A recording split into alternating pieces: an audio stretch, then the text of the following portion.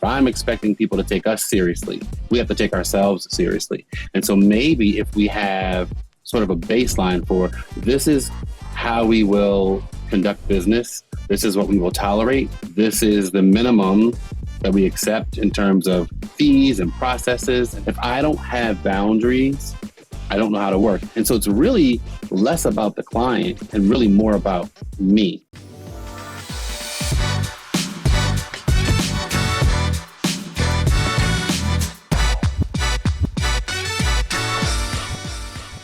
All right, in today's episode, we have Nile Johnson, principal at Nile Johnson Interior Design. Nile is an amazing designer doing primarily residential work. His work has been featured on HGTV, Architectural Digest, Business of Home, and more.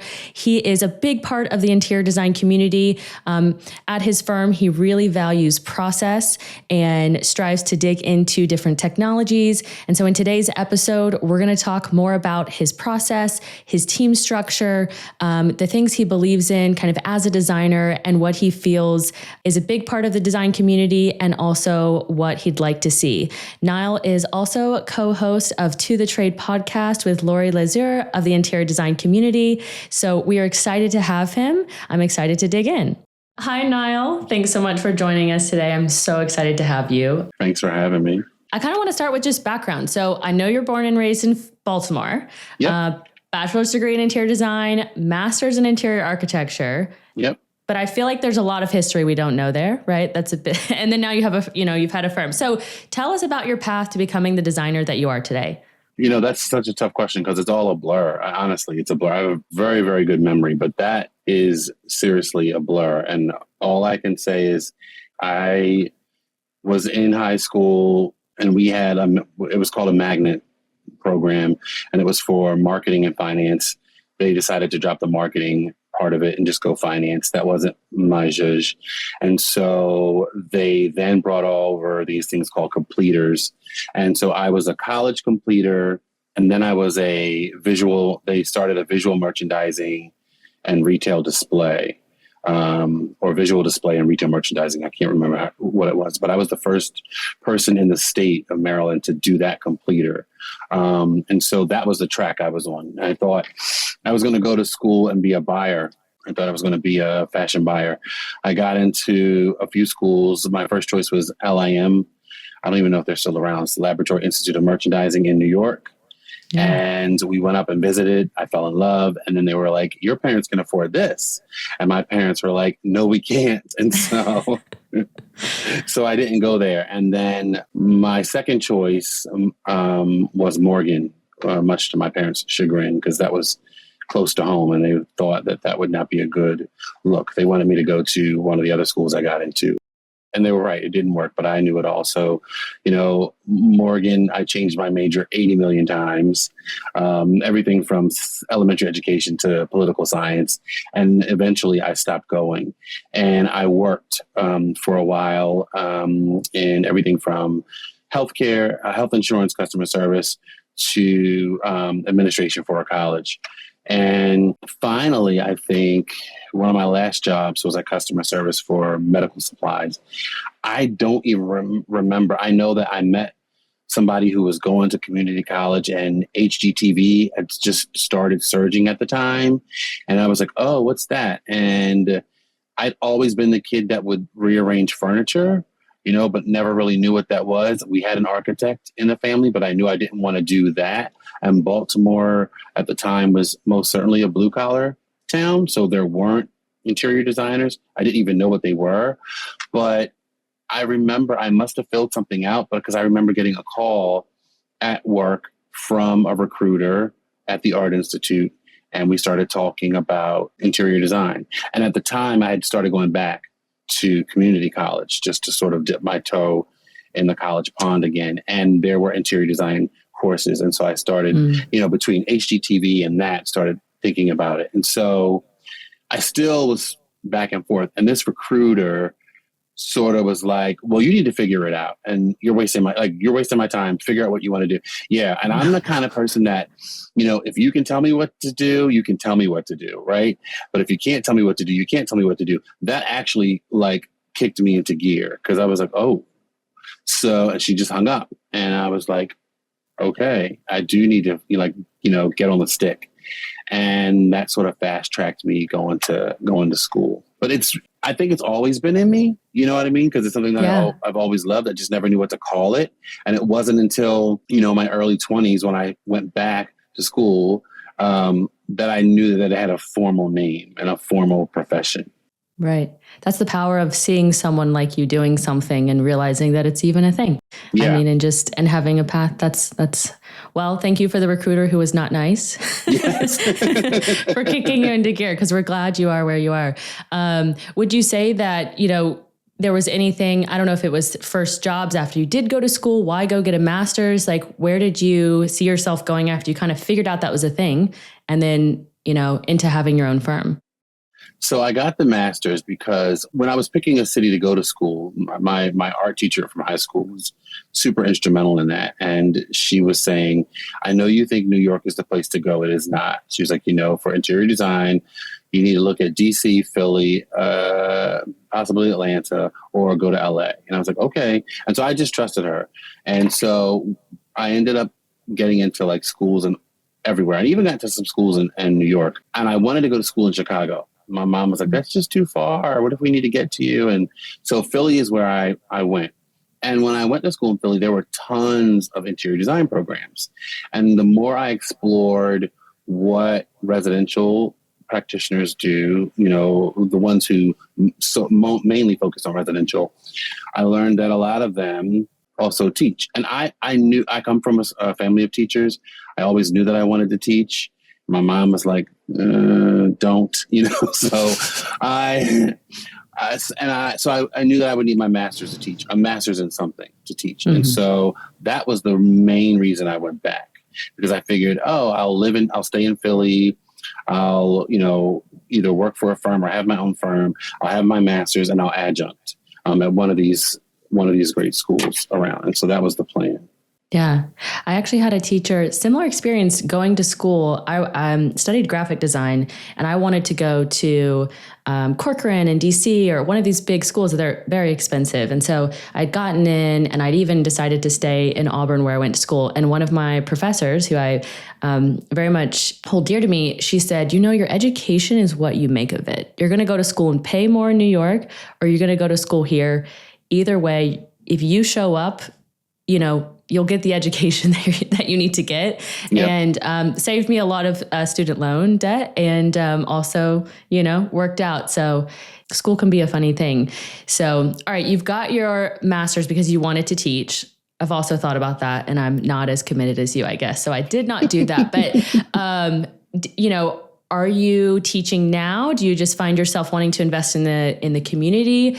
Maybe that's just part of who you are as a leader at your company. But yeah, I'm just curious, sort of after that, did you use that? And then now are you maybe using that in your firm in any capacity? So I taught Delaware College of Art and Design, which it's funny you mentioned the Corcoran. They were a product of Pratt in Brooklyn and the Corcoran in DC. It's sort of like those two colleges got together and had a baby. And that was DCAD. It was around for a while. I taught with them in their continuing ed program for years. And then I moved over to the credit side and taught for a few years in credit. And then they got rid of the interior design program. And then they were still around maybe for 4 or 5 years after that. And unfortunately, I think it was last year, the whole school closed. I actually went back and taught at the Art Institute. I taught there for like a couple of years, and then they closed. Is there something? I was like, what'd you do now? Is it me? Right? Is it me? Am I closing these schools? I taught it more where I live. They have the certificate programs that they give in the evenings at like some of the local elementary or middle schools that a lot of like, I don't want to stereotype, but a lot of housewives will take that they're interested in, interior decoration or interior design. I've taught a few of those classes. So, and I love it. And I would say like years ago when I was looking for a design assistant, this woman who had a career, doing many, many things. One of the things she said to me that struck me was, she said, I did some research on you. I read like your blogs. I followed you for a while. And I said, he's a teacher. Like this guy is a teacher. Like he likes to teach, and share information. And that really struck me. And I thought about that. And I'm like, that's probably true. As much as I hate being questioned, I really like to share information, which is weird. Very, very weird. I don't want you to question me. It's one of those things, ego. I have no problem admitting that. But I want to share. I want to teach you. I want you to have the tools so that you understand why I'm doing certain things, or why I think certain things work, or why they don't work. So I think I infuse it into the way that I work. I do. Yeah, I could see that just from our past conversations and understanding how you are just really into learning, and you look at all the tools out there. I know we've talked about that, and I think you've kind of always done that. And now I can see the connection there. I guess last sort of like in the education realm for designers who are coming out of school right now, or maybe they still have a year left. I look back on my education and think, I wish I would have focused more on what I was doing. I was too busy trying to get out of college that I didn't think about the luxury of being in school. So is there anything as a design professional, as a design professor, a teacher, that you would say, here's the best advice you can have if you have a year left in school? Do this thing because you're going to need it when you enter, the real world. If you have a year left, so the real advice I have is not for anybody that has a year left. It's for the people who are looking to go to college. If you have a year left, I'd say the thing to do is to start to make as many connections as you can to link up, having mentors or just people that you can talk to, resources in the industry is highly beneficial. And then I'd say if you're thinking about going to grad school, don't go and double dip. Like, don't go and get another degree. Don't do what I did and get another degree in design. Go and find something that complements the degree. Get, business, marketing, something like that. And I would tell anyone that is in high school thinking about going to school for design, don't. And not because I'm jaded, but I think the smart thing to do is to go and get your degree in business, get your degree in marketing, get your degree in finance, and then get a certificate or something in interior design, or get a master's in interior design. Now this is me speaking from the residential side, right? I'm not speaking from the commercial side. If you're thinking about going into commercial design, that's different. I'd say probably do that. But 90% of what I've learned and what I do, because I'm 80%, 85% residential, I learned after school. I learned what's on the job training in residential. Commercial is the opposite. I think a lot of what you learn in school.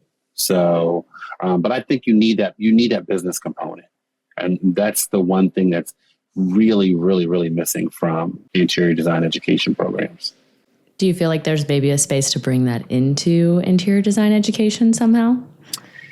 I have to tell you, so at DCAD, when I was teaching in the credit, the non-credit program, I developed a business course and taught it. It was always full. It was hard getting it out there. But I even said to the director, I said, this needs to be really broken up into 2 or 3 because one doesn't cut it. There's so much that you have to cover. And this was years before like social media was big. I just think it's a struggle. I sit on the advisory board for a college in Ohio, and it's a conversation that we have all the time. And the director is on board. She 100% agrees. She's 100% on board. But it's one of those things that it's with all the other things that they have to get into the curriculum, it's like business is one of the things that sort of falls by the wayside. I don't know why that is. If I could go back and redo my thesis, that would be what my thesis would be on. Like why the business courses are so like minimal in the interior design program. Today's episode is brought to you by Materio. Materio is an all-in-one project management system made for interior designers and design build firms to operationalize your projects. And whether you heard it in this episode or somewhere else, Material is going to be the place to streamline communication, manage your selections, and make sure that you can hand off documents and deliverables all to your contractors and your trades. To learn more about Material, you can visit www.materio.co or check us out on Instagram at materio.co. A lot of designers will say, I went to school, I came out, I worked for a commercial firm, or I knew about commercial work. I guess because commercial is a lot more structured in a way, and there's a lot of deliverable, there's more structure around if you don't deliver this thing, there's a penalty or whatever. But with residential design, it's so much working with the client, so much understanding, a very unique thing every time you do it, I would imagine. So is there not a way to bring more structure and teach a residential course, and maybe that has a business relationship element to it? I'm just wondering, why is it that maybe it's the funding for I don't know. I'm just thinking out loud here, but it would be interesting to see how that could go. I totally agree. I've said that, even for the type of person that I am and the type of student that I was, real world scenarios, things where you can, this is a conversation I've had with the advisory board. A lot of students need you to link it. They need to be able to understand, what does this have to do with what I'm going to do? You feel like it's busy work.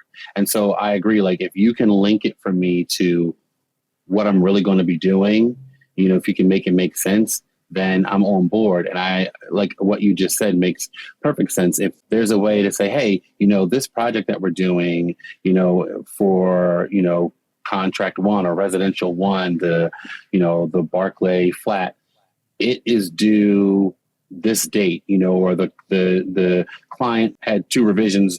The contract says they only get 3. You have to do all of these things almost like as you would with a residential project, where there's sort of benchmarks, and, you have a midterm where maybe you have jurors come in, and then the client's like, actually, I don't want that. I want to change it to this. And you sort of have to figure out what that looks like. If there are budgets that are assigned, just to get your, wheels turning, thinking about, some of those things. I think on the back end, it would make for a better experience when you start to either work for somebody, honestly, or go out on your own. Because that's the other thing. People think, oh, well, I don't really need that because I'm not going to run my own business. And I've heard verbatim directors say that. Well, they don't need a business course if you're not working, if you're not going to own your own business. And it's well, no, you do, because I know what business owners look for in hiring someone, and they would in a heartbeat grab someone who knew that stuff.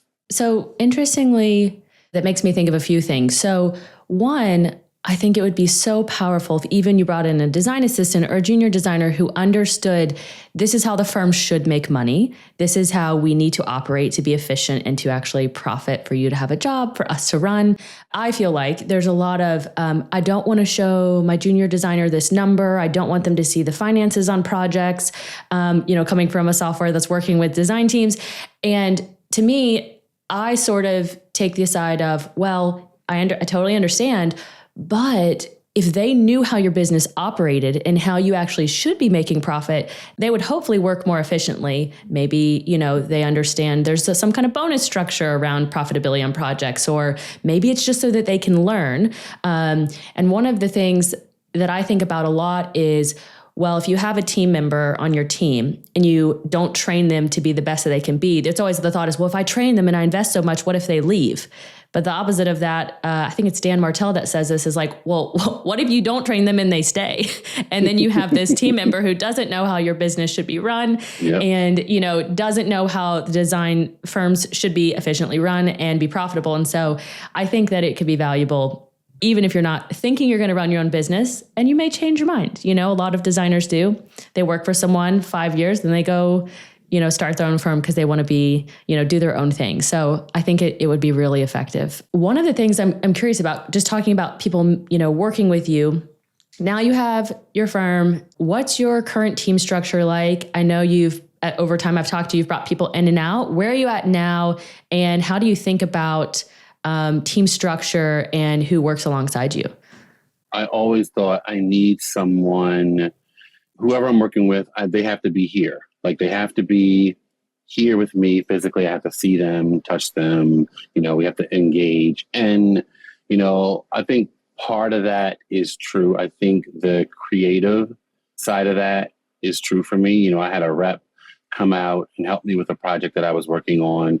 And we sat like literally in the conference room on a Saturday or a Sunday morning and went through the whole product line and said, these fabrics are not the, and that was great because it helped me sort of bang it out. So, and doing that with her, I realized, I do need someone on the design side for that. But from the operational side, I realized I didn't necessarily need someone, for project coordination or project management. And, hiring, working with, contracting with Allison, who does not directly work for me. She has her own project management business, and I just hire her on an as needed basis. We contract hours per project. Has been the best thing. That was the one thing I didn't think I wanted. I don't want to hire someone who has their own business. I don't want a contract. I want someone who's solely dedicated to me and they're solely working for me. And that wasn't necessarily the right choice. Having her has been amazing because she understands, she comes from an entrepreneurial mindset. And so her thought process is, if you eat, then I eat. When you win, I win. And if you're slow, I'm going to be slow. And so she is always thinking of like, what do we need to do? How do we figure out ways? And then she's always looking at me like, okay, well, you're too in the weeds, because if you're doing this, you can't be out there bringing in people so that we can keep things going. So you need to stop. I don't want you doing this. I don't want you doing that. And then on top of that, she's very efficient and she knows what she's doing. So the structure really is just right now, she and I.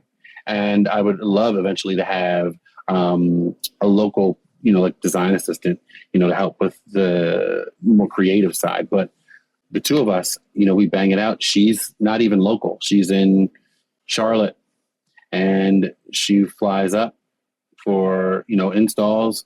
She runs the show.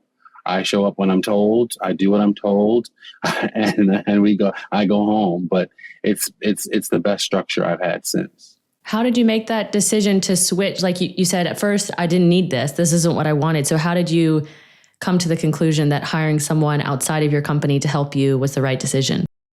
So I had 3 people working with me, and then I went away on this dream trip to Africa, and it was like all in all it was Africa to Dubai. So all in all, between the travel and then the stays in Cape Town and Dubai, it was like almost 30 days that I was away.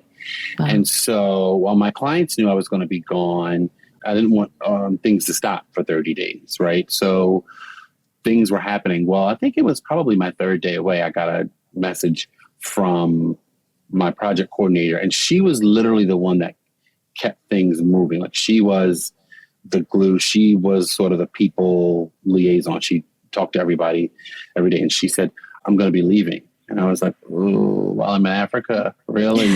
Oh, no. Because the other person just did procurement, and the other person, she sort of flaked. She never really showed up or did anything. And so Allison at the time and I had a conversation, and Allison was really just doing my back end stuff. She was helping me with automation. She was just saying, these are some of the things that you're doing every day that makes absolutely no sense. Well, when that happened, I don't know if I was telling her or I sent her a message, and she was like, "Just let me do it." And I was like, "Well, yeah, but I got to tell you, I have to walk you through base camp. I have to show you like what's happening in material." She said, "Nile, just give me the password. Just give me access. I got it." And I did. And she went and she logged in. And next thing I know, like, I don't know, a day or 2 later, she was like, "Okay, so this is what's happening with this. I see this is happening with this. This is happening with this. This is happening with this." She sort of had a summary of all the projects. She was asking me questions. And then she started rattling off all these things that I needed. And I was like, "I don't know what that is. I don't know what that is." And like within, a week, we were off to the races, and she was running the project, and everything was fine. Wow. Yeah. We all need Allisons in our life. Yes. What is Allison's company's name? If you want to shout it out, I feel like maybe you don't. She sounds amazing. She is. She's Casher. It's Casher Management. Casher management. Okay. Yeah. Yeah. Awesome. Thank you, Allison, for coming in and saving Nile's vacation and life. Hopefully you got to finish your vacation after that. You didn't stress too much. I did. And I tell people all the time that, I had never taken a vacation previously. And even that one was a little bit of a working one. But previously, I'd never taken one where I didn't work. And after that, the vacations I've taken since that one, I have been able to write literally in my agenda book across that week vacation. Because I think the very first one I took when she was completely in control, I went to go send a text message in like our group, company group text. And she texted me on my private mobile and she said, "What are you doing?" And I was like, "Oh, I'm just going to answer." She's like, "You are on vacation. Stop it. Knock it off." And I was like, "Okay." And like, ever since then, it's like I have no issues with her being in charge. None. It's the best feeling. That's amazing. That's amazing. I know that I think I took a almost 30-day trip this past summer, and it was the first time that I only worked for like an hour the whole time. I think 30 minutes or an hour. And I just released it to the team and they handled it and they're awesome. And so it was a really cool feeling to just have things keep going while you're away. So I'm glad that you got to experience that and you get to keep doing it because she's there. And okay, so you've got one person working with you. I think that's awesome that you can be so efficient with her being there with you. I'm curious about like maybe your most recent project. What type of projects are you doing right now? Is there anything you've either recently wrapped up that you're really excited about or something you've just started that you're excited about? I'm curious to hear more. I just wrapped up an interesting project. It was a multi-residential, multi-unit project, so commercial for seniors, but it was a low-income housing, so they have to meet income requirements. And this company is based in California, and they build these homes all over the country. So they have two arms. Based on the research I was doing, they have sort of your, I guess, retirement villages, your traditional senior homes, and then they have the sort of low-income communities, low income housing. And it was rewarding. I mean, I like a challenge, I had a budget, things needed to be, wipeable. You had things needed to be commercially durable. And then also in some way, shape or form, it had to be stylish. You had to make it, stylish. And it was nice. And, my grandmother used to live in a building very similar to that, and so it was therapeutic. It was cathartic, to be able to style a space like that or spaces and then have those people come through and, the tenants come through and say, "Oh, wow, this is really cool," or just be super appreciative. And even to get the phone call when I got, back that same day from the director, the property director, saying they are just raving about what you've done. They feel like they're home. Like they've said it feels like home now.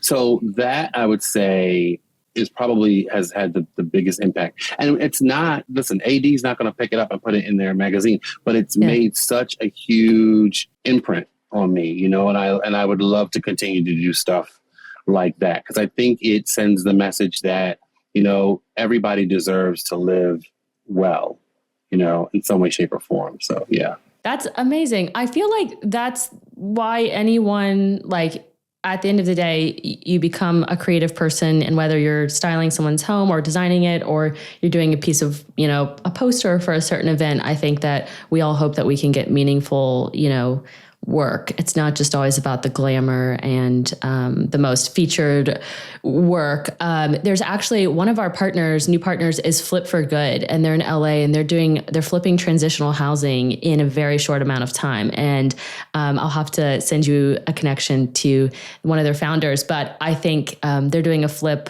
I believe it's October 19th, and I'm hoping we can get some of our team out there because it's really meaningful work as well. And I think you'd probably like to be a part of it too. So I'll connect you.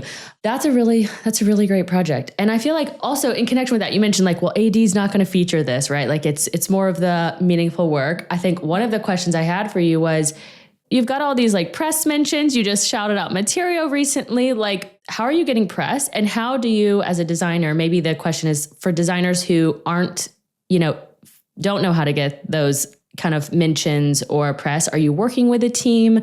What can they do to, be in connection with other publications in the industry and find a spot for themselves there?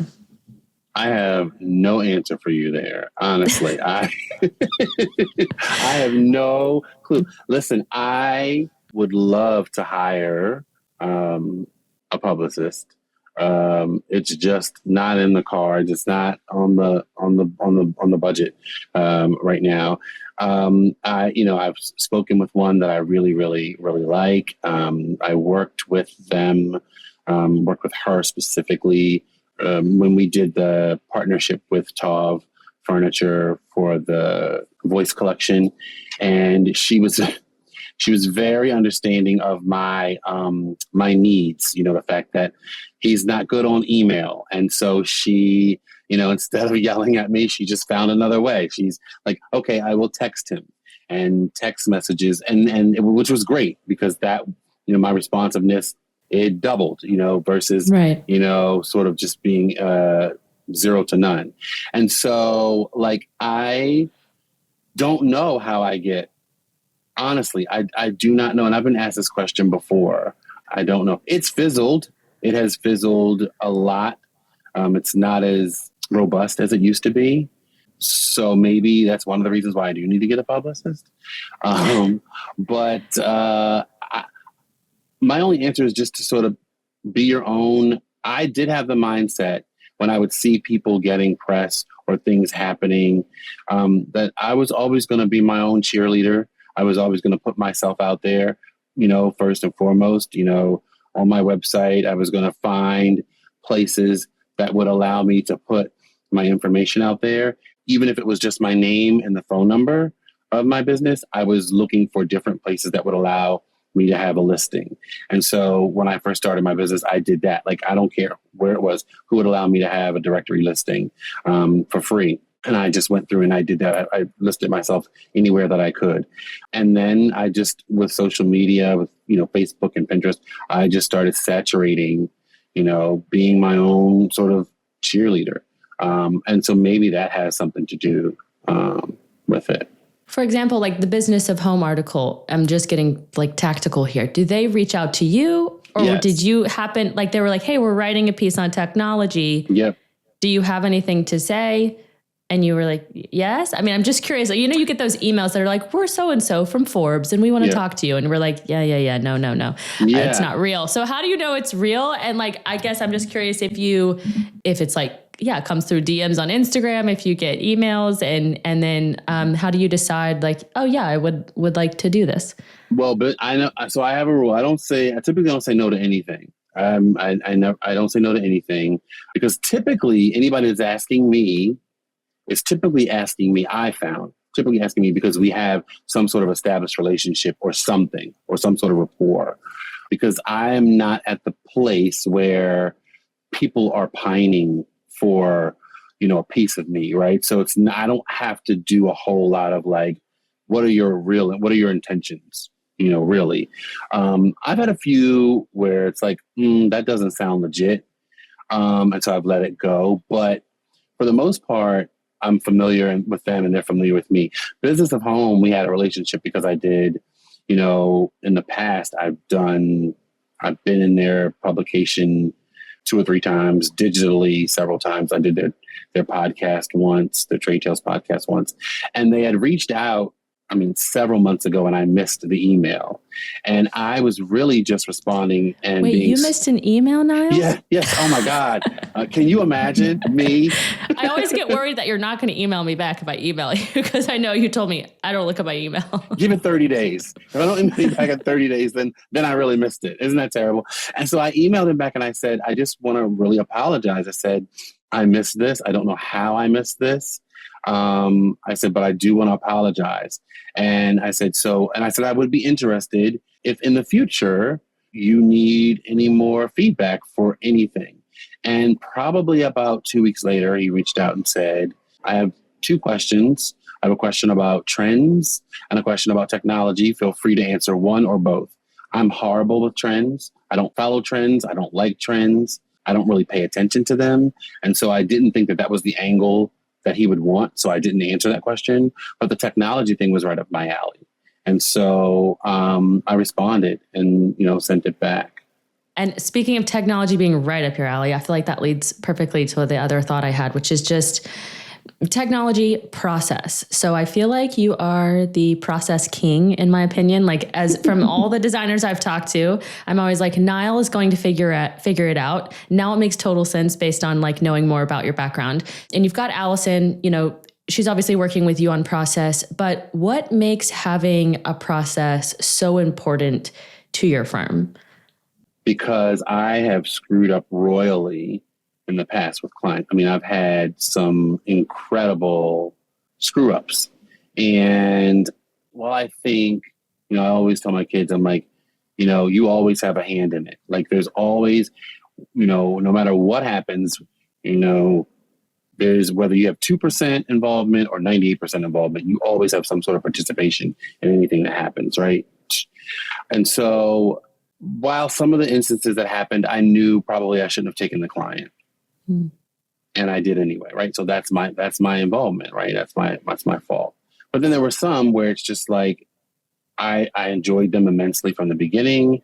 I really liked them. Maybe I didn't put my foot down with certain things, but that all comes from not having a process, and not sticking to it. And I realized that there was no, I hate to say guiding light, but there was no sort of guidance for me, no sort of parameters.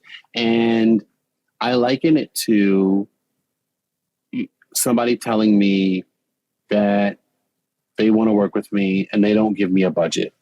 We end up parting ways because right. I can sit down and try and put together, and it was a dream project. They were building a house in the islands and they wanted to do everything from ceiling fans to forks. And I was literally in material, like putting all of these things in line items. But it was hard because I didn't know what number was appropriate because they didn't tell me what their budget was. And that's the same thing with a process. If I don't have boundaries, I don't know how to work. And so it's really less about the client and really more about me. If I know, okay, this is next, then this is next, then this is next. And then it also, I found, holds me accountable, but then it helps other people keep me accountable, right? So if I know that I'm showing you, so I'm pulling back the curtain and saying, this is the timeline, and they know what to expect. I know that they know what to expect. Same thing with Allison. She'll say, okay, well, you told them 3 weeks for this design. We're at week 2. Where are you? So it sort of like helps me. And after having so many instances where things got screwed up, I was like, I can't keep doing this. So it's just to keep you in line, focused. Accountable. So important. We cannot all live without accountability. I'm a queen of procrastination. And me too. So that is, I need the accountability in every area of my life. So, I'm curious, over the last maybe 2 years, it doesn't have to be that, I'm just throwing that out there. What is the biggest thing that's changed about your process, and maybe the realization that you need a process, and maybe how have you shaped that? We can get into technology. I know you mentioned you're using Materio, Basecamp, Canva, Mydoma Visualizer, Chief Architect. Hopefully I'm not forgetting one, but maybe we can dive into the specifics of how those fit into your process, and also most importantly, like how you started to shape those together to form a process that you have now? So I think it's changed because I started to think about, I think there was a lot of factors, right? So I didn't want to sit at my desk for 12, 14 hours like I had been for years, right? My health started to take a toll, and I was like, okay, you got to start paying attention to yourself. Yesterday, my kids were 6 and 4, and now they're 13, 12, and 9. The time, and so I'm like, I just need to figure out a way to do this and do that, and not feel like I'm missing out on what is truly, truly important, but not sacrificing quality of what I'm doing. And so I started just asking myself like hard questions, like, do you really need this? What is this really doing for you? Is this a duplicate of what you already have? If you don't have this, is this going to be an issue? Like, is the world going to end? Is the project going to suffer? Is this a you thing, or is this as I say to myself, Nile, is this a you thing, or is this a project thing? And I would always have this thing, well, I want to have this sort of, elevated experience. I want to have this, sort of branded experience, and that's fine.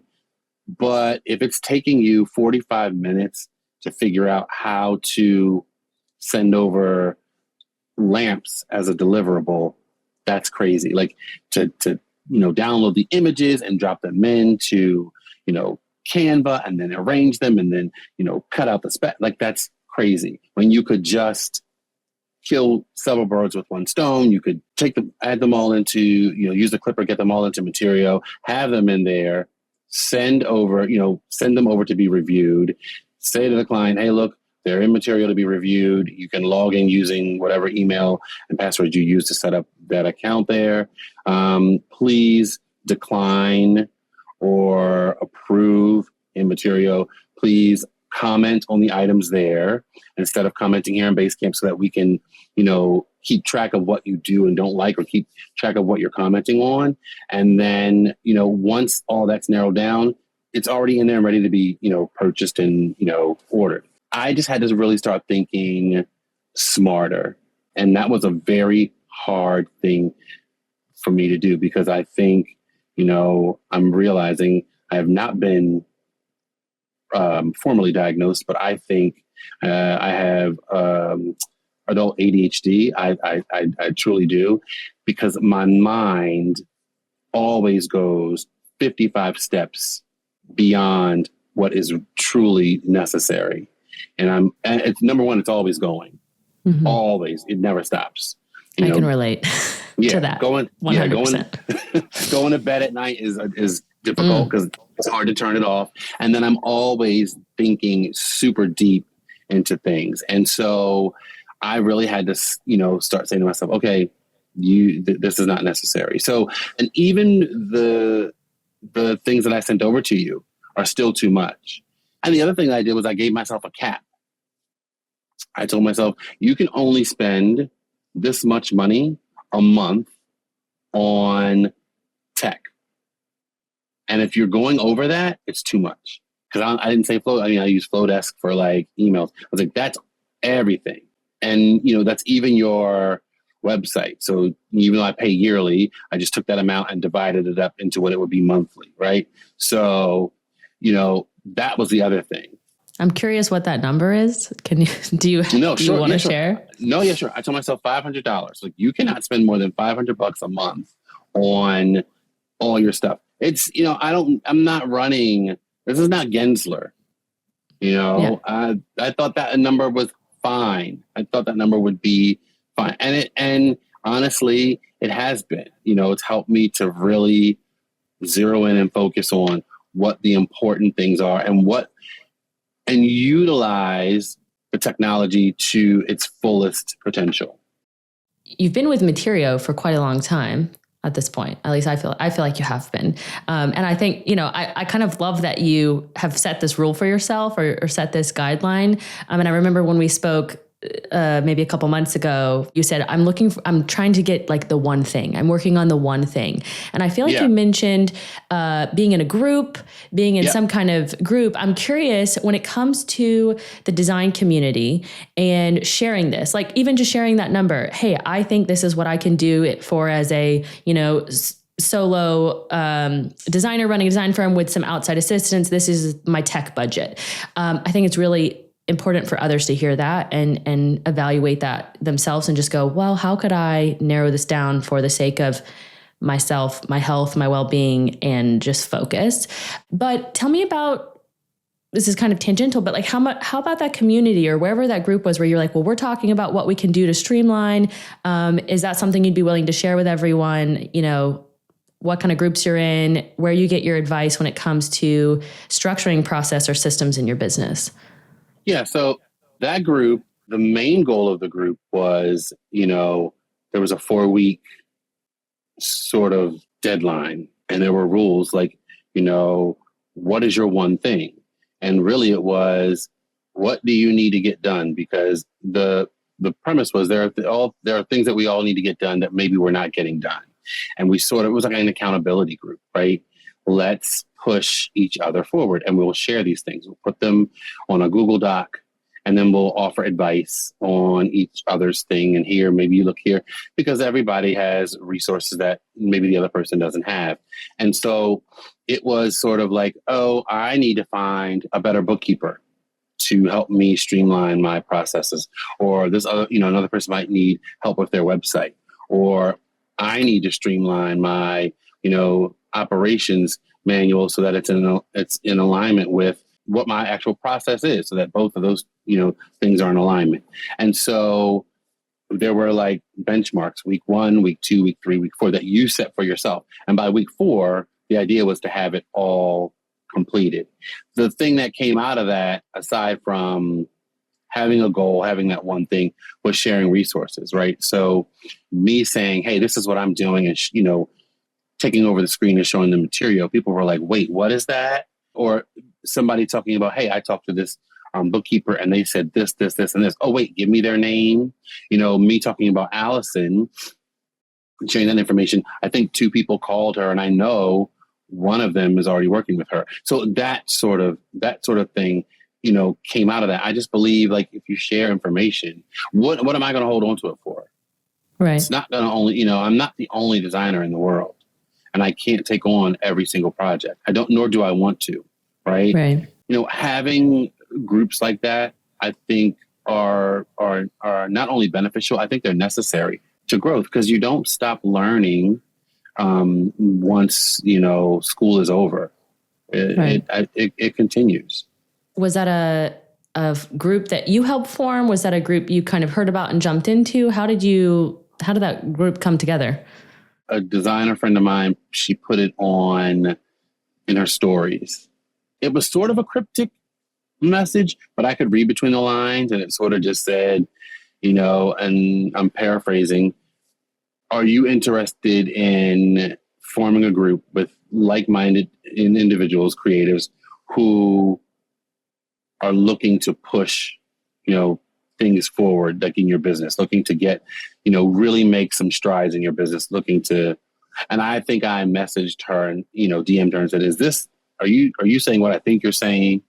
And she neither confirmed nor denied, but sort of like, well, what do you think I'm saying? And I said, well, all right, count me in. And then she sent out something sort of saying this is the one thing. And it's been a great experience because not only, like I said, did we share, but then I was able to connect with at least 7 or 8 of us. I was able to connect with 7 other designers that I wouldn't have, connected with. It's been, extremely rewarding. Do you feel like the design community is genuinely more connected or more disconnected than people might think? That's a really good question. And I think it's both. I think it's both.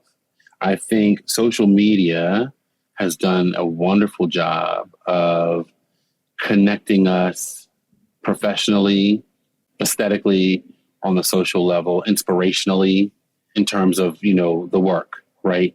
And the stuff on the surface. But I think true connection happens when you are vulnerable and honest and really sort of peel back and let people see, and you talk about like what's really going on, right?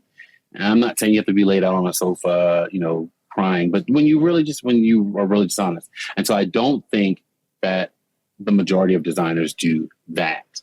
And so what I find is you have designers who go through things alone because they feel like they are the only ones who have ever experienced this particular thing. And so then there is that shame of it when they have no idea that 10, 15, 20 other designers in their neighborhood, in their town have experienced the very same thing. And maybe 10, 15 other designers around the country are going through the very same thing at the very same time. And so to me, it's a little of both, because I can know everything about a designer's projects intimately, you know, the issues they're having with, you know, on the surface with a client not making a decision about a bed, but may not know what is troubling them about, you know, some of the operations, you know, what they're struggling with operations, or they have a client that's very litigious and maybe they're going through a lawsuit, and they feel, you know, shame around that because they feel like, what did I do wrong?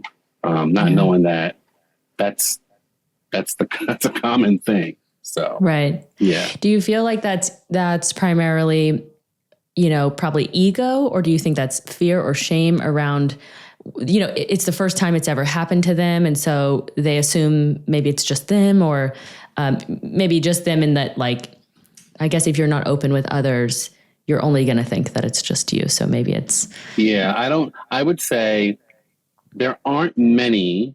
There are a few egos in the industry. There are a few. And maybe there are more that I haven't met. I think it's mostly shame and thinking I'm experiencing something, or I have done something that no one else has ever done. And I'm embarrassed. And I don't want to talk about it because I don't want to be odd man out, you know, feeling like, you know, I let myself down, I let the industry down. I don't want to taint a situation when it's like, it's not the case. Yeah. It's really hard to talk about something when you feel like you might be doing something wrong, but it's always nice when you find out you're not the only one who's ever done that before. Some ideas I'm hearing around this is just more vulnerability potentially between, you know, designers.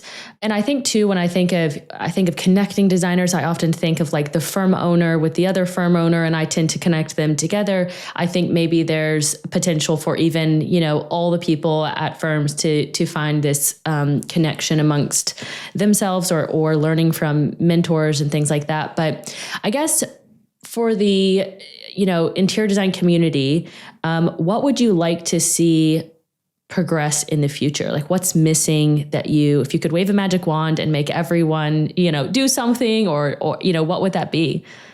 That's a hard question. I think I'd probably, and this isn't really on the interior design community. I think it's on, or maybe it is on us. Maybe we have to be a little bit more forceful, and maybe we do have to get a little bit more ego.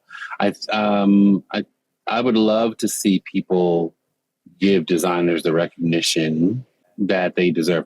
You know, I had a client, I don't even know if I shared this with you before, but I had a client reach out. No, I shouldn't say a client. She's potential and she never really became a client. But I now know that the reason I even connected with her was because of this statement that she made, and I needed to hear that. And she was asking me about my process and how I worked and how I charged and how I procured furniture and if I shared the discount. And I said, yeah, you know, typically, and what we find is that, you know, between my fee and, you know, I share the discount with clients, you know, at a particular rate. With my fee, you come out like a percentage, you know, this percentage better than you would if you went retail, you know. And she said, but plus I get you. And that was the first time anyone had ever said that. And the way she said it, and I knew that she like recognized, like she saw my value and was like, yeah, okay, that's great. I did ask that question, but it's not just about that. It's also that I'm getting you too. So there's that. And so I think if we had more of that, seeing what we bring to the table, because I think oftentimes there's this between contractors and designers, there's this sort of like, well, my contractor said, and then that's like the designer sort of gets the short end of the stick. And I get it, because there's more of an instant tangibility with a contractor versus a designer. Like potentially a contractor can come over and in a day give you a tangible product, right? You can hang my chandelier. That can be done in a day, right? Or you can fix my doorknob or whatever. So there's some sort of, instant gratification or gratification that happens quicker than with a design project, right? We're talking months, maybe even a year for a designer. So maybe that has something to do with it. I don't know, but I think that would be the thing that I would want to see. And if I had to pick something industry-wise on our end, maybe a benchmark, some sort of baseline for standards. This is where, like every other industry has them. Nursing, doctors, lawyers, every other professional industry has them.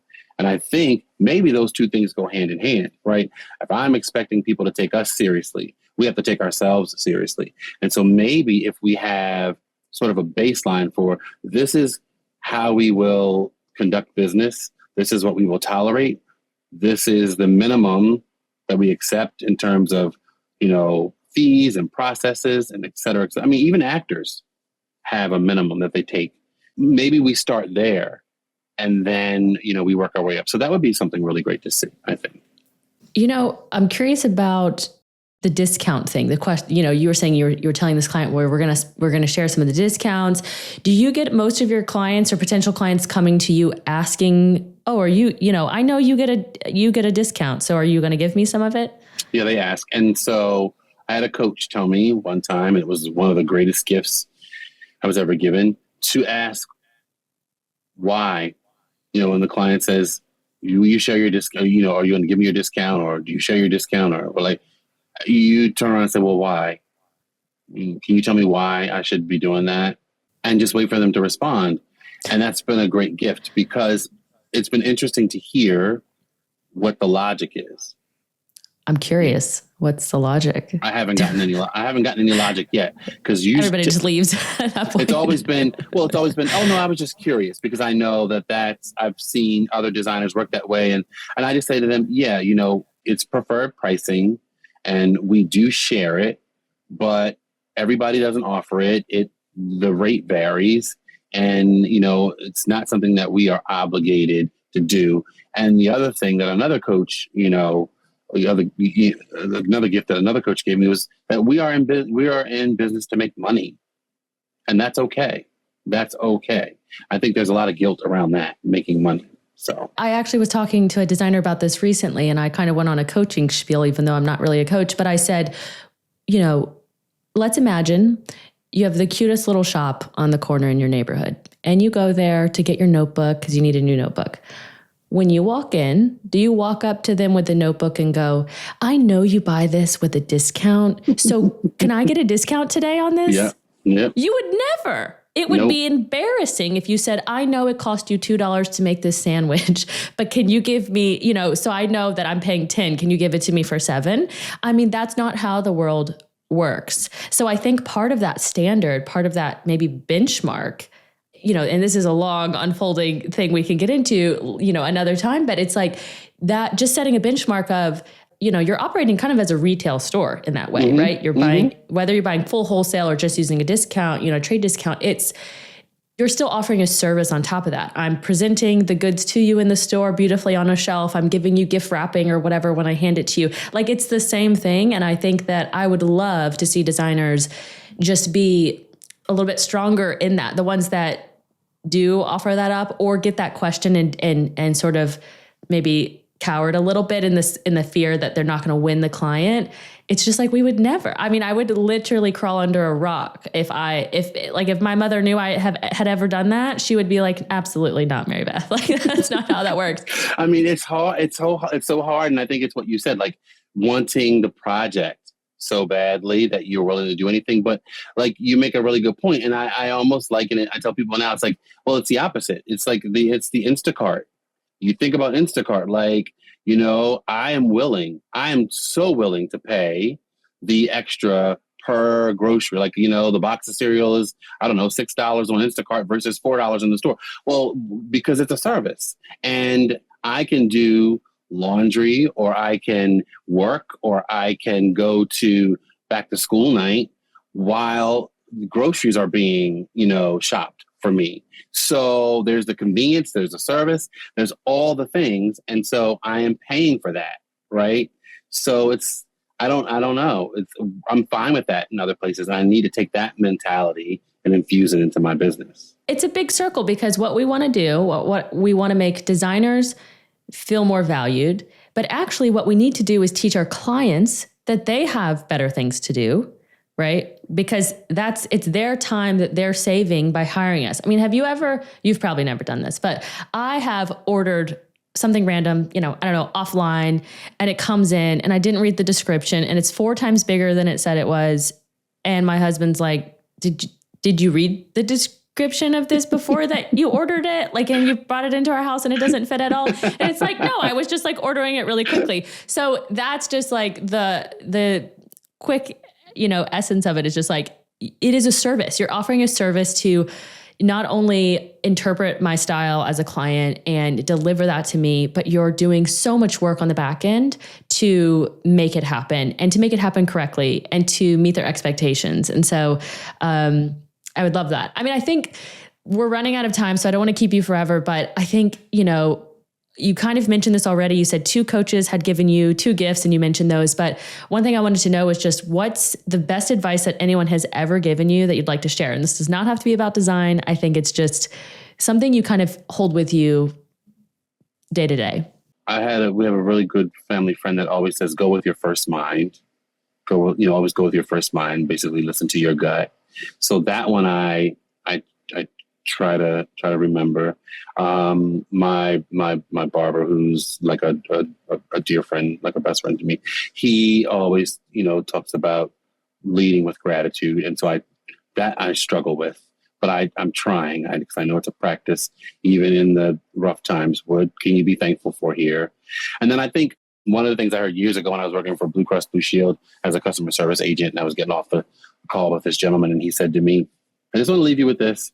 If you are dealing with a jerk, I'll say jerk because he didn't use that word. It was more colorful than that.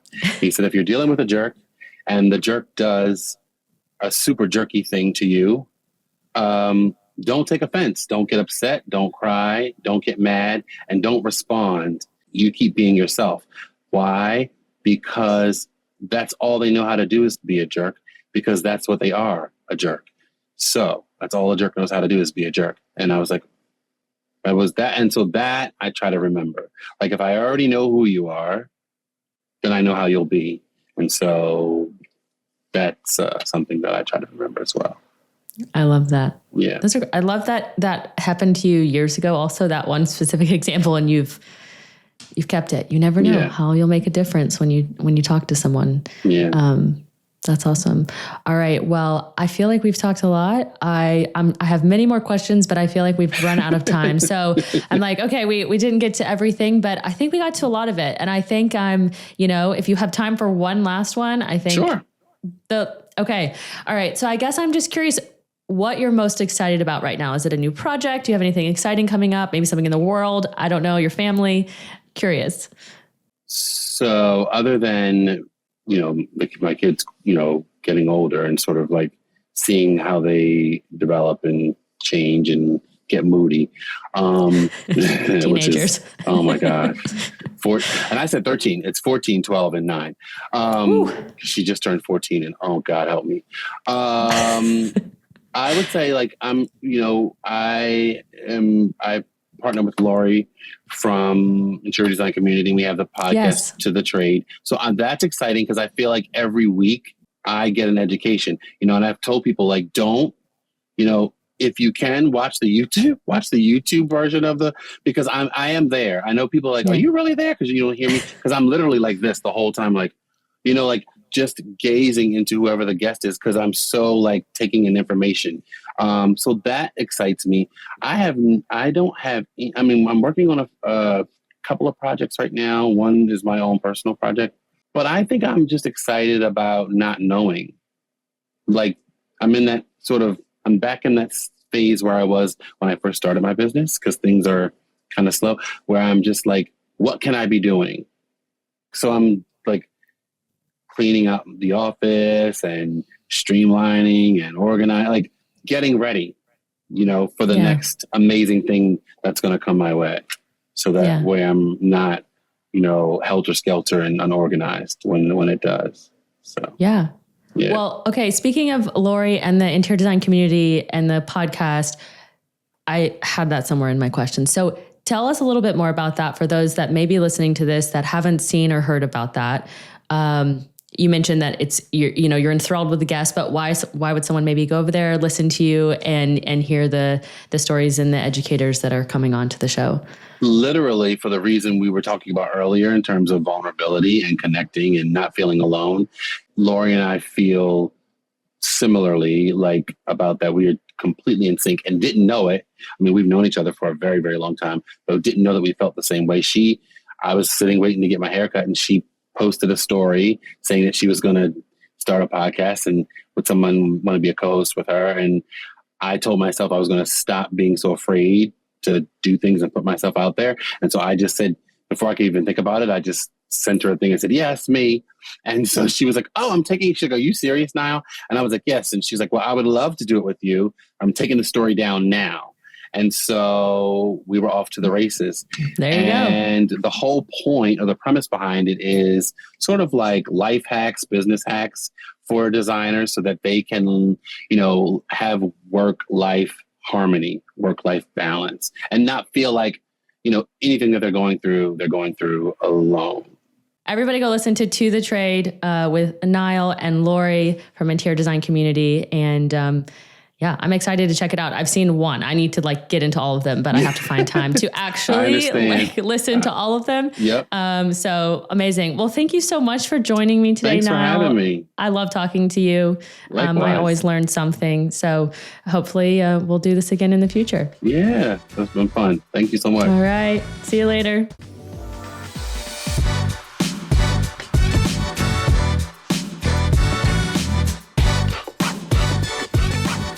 Thank you for tuning in to today's episode of Designing Tomorrow. This podcast is brought to you by Materio. If you enjoyed the show, be sure to subscribe, like, and leave us a comment below about what you thought.